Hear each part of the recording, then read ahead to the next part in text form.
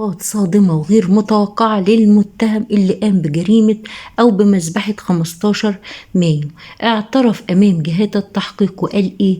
قال إن أنا دخلت على موقع الدارك ويب واشتريت طبنجة تركي وطلقات، اشترى عدة خزن من الطلقات، وكمان اشترى ايه؟ بيقول ان هو اشترى شنيور واشترى سلسلة حديد وكمان قفل ونقاب حريم. قالوا له طب انت خدت الحاجات دي ليه؟ بيقول لهم انا اخدت معايا جنزير وقفل علشان لما ارتكب الجريمة واخلصها اقفل عليهم بالسلاسل الحديد واقفل كمان بالقفل. لما جبت الشنيور ليه؟ بيقول انا قلت ان انا بعد ما اخلص الجريمة بالشنيور هقطع الطبنجة اللي انا اشتريتها لعدة اجزاء علشان امحو السلاح اللي تم استخدامه في الجريمة. التحقيق قالت له طب وانت اشتريت نقاب بامرأة ليه؟ قال علشان انا كنت هلبس ملابس امرأة ونقاب علشان وانا خارج محدش يشوفني ولا يعرف ان انا كنت موجود. ايه الراجل اللهبل العبيط دوت؟ انت دلوقتي رايح تضرب نار في منطقة سكنية شعبية وبتقول لي انا محدش هيشوفني وهلبس النقاب وهقفل الباب وهسلسل السلاسل وهقطع الطبنجة بالشنيور وبالكلام ده انت طلقات النار جابت عليك الجيران قبل ما تخرج من الباب، كانوا كسرين عليك الباب وكانوا مكسرينك وشايلينك هيلا بيلا ومكلبشينك وطلبوا الشرطة. ايه العبط ده وايه الهبل ده بيقول في التحقيقات انا رحت وكان معايا شنطة فيها الادوات بتاعتي.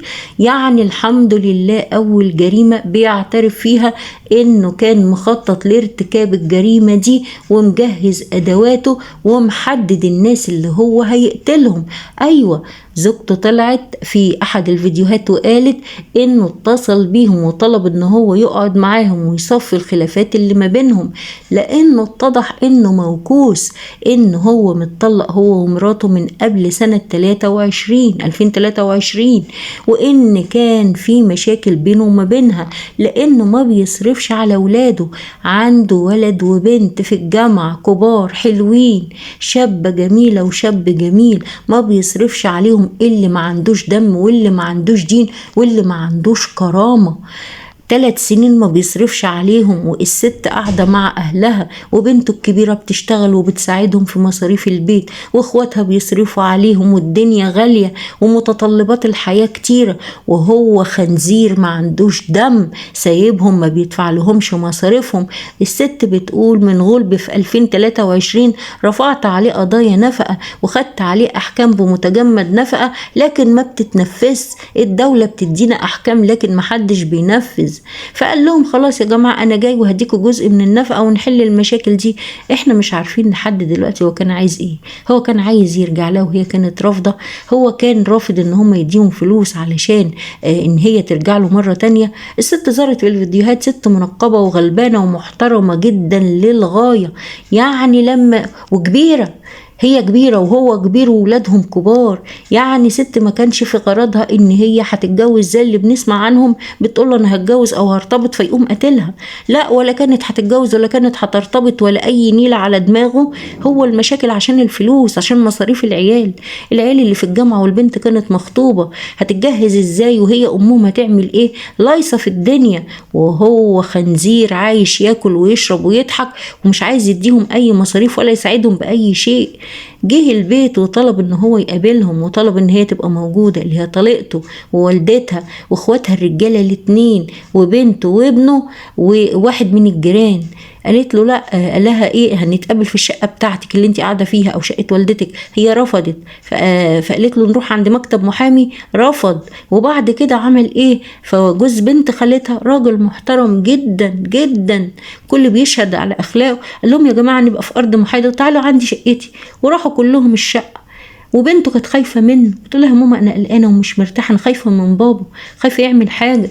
وجالهم بالشنطة دي، انتوا ما شكتوش في الشنطة دي يا جماعة؟ هو دخل عليكم بالشنطة دي كان ماليها لكم فلوس يعني وجايبها لكم؟ لا حول ولا قوة إلا بالله. هم كلهم شاكين، هم كلهم مش مرتاحين، ومع ذلك ما خدوش أي موقف منه. كانوا عايزين يحلوا المشكلة، كانوا عايزين يوصلوا لأي شيء، كانوا عايزين يديهم ولو بأي جزء لأن الحياة بقت صعبة ومصاريف الحياة كتيرة. يقوم يطلع الطبنجة وينزل فيهم ضرب ضرب. فواحد من اللي موجودين قدر ان هو يجيب سكينة، قام ضربه في ظهره ضربة، قام هو ملفوت له وقام مديله بالرصاص وقتلهم. قتل 4 اخواتها الصبيان الاتنين، وقتل بنته، وقتل اللي هو صاحب الشقة اللي كان مستضيف حل المشكلة، وابنه اتصاب في رجليه، وواحد تاني كان موجود اتصاب برضه إصابة تانية. لا حول ولا قوة إلا بالله. الموضوع بقى الدارك ويب ده سهل كده ان الناس تدخل عليه، وبيشتروا من عليه كمان أسلحة. طب ما الدنيا باظت كده، الدنيا هتبوظ. دي كده ده عدة جرائم باستخدام سلاح يا جماعة. استخدام السلاح الناري في مصر كتر، والسلاح الأبيض. طب ماشي، السكاكين في كل بيت طبيعي وجودها، طبيعي في أي بيت السكينة هتبقى موجودة نطبخ بيها. لكن إنه السلاح ضرب نار، سلاح ناري، خرطوش بقى، طبنجة، معرفش إيه، رشاش في الصعيد، اللهم صل على النبي. إيه المصيبة السودة دي؟ إيه المصيبة السودة دي اللي بقت في مصر يا جماعة؟ ما ينفعش كده، الدولة لازم تبقى حذر أكتر من كده. وإيه دوت، أنت رايح بكل غل تقتل كده قتل جماعي؟ القتل كبيرة من الكبائر. ده بيقولوا ده كان بيقدم محتوى ديني على قناة على اليوتيوب. هو ده منظر واحد يقدم محتوى ديني؟ ده منظر غبي. واحد منظره كده ده يدل على انه غبي، مفيش ذرة ايمان. سنانه وهو بيتكلم عليها اثار ان هو بيشرب سجاير وبيشرب مخدرات كمان. ده تاخدوا منه كلمة، تاخدوا منه تفسير قرآن، ولا تاخدوا منه دين؟ ايه الناس دي، النوعية دي تجار دين. ما تاخدش منهم كمان كلام. مش اي حد ناخد منه كلام. السمة بتبان، الصوت بيبان منه إن كان، وإحنا مش أي حد ناخد منه أي كلام. محتوى ديني إيه اللي كان بيقدمه؟ واتضح إنه هو بيتاجر بآيات الله. علشان كده قتل بدون استحياء، ولا يعرف عن كتاب الله حاجة، ولا يعرف عن الإيمان حاجة، ولا مؤمن بالله أصلا، إن هو يسفك الدماء بالطريقة دي. زوجته ست محترمة، بنت محترمة، وعنده شاب جميل. انت أكيد هي الست المحترمة دي اللي ما عندهاش رغبة في الجواز. انت قتلت اخواتها، انت صدمتها، انت ليه كده؟ انت عملت لها جرح كبير. اخواتها الشباب الاتنين ضاعوا، اخواتها كبار مش صغيرين، وهي مش صغيرة، والبنت ضاعت، والواد مصاب إصابة كبيرة، وحالته النفسية زي الزفت. ربنا يزفت أيامك ويسود أيامك انت، واللي مش هيديك حكم رادع في خلال أيام. احنا عايزين حكم رادع، احنا مش عايزين محاكمات يا جماعة. نحاكمه على ايه؟